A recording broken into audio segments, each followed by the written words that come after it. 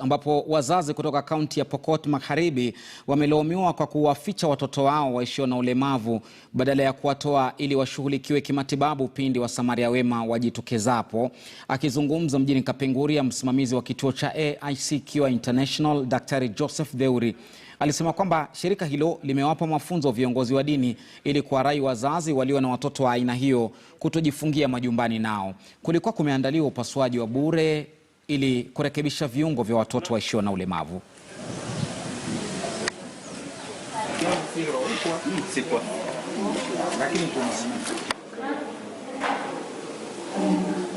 We are actually trying to teach them the role of the church towards people living with disability, issues to do with inclusion and several others, like trying to talk about the disabilities that we find in the community.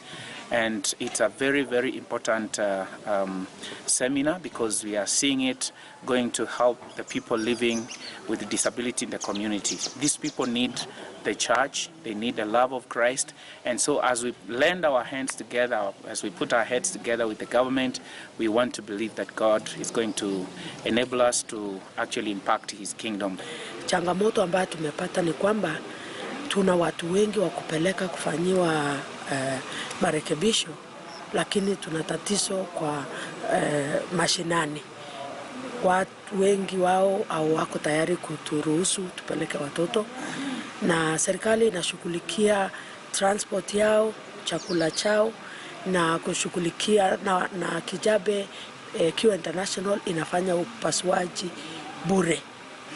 Na ikawa ya kwamba watu wetu bado wanahofia ya kwamba labda upasuaji haitakuwa sawa, lakini kwa wachache ambao wameshafanyiwa upasuaji tumeona matokeo ni mazuri.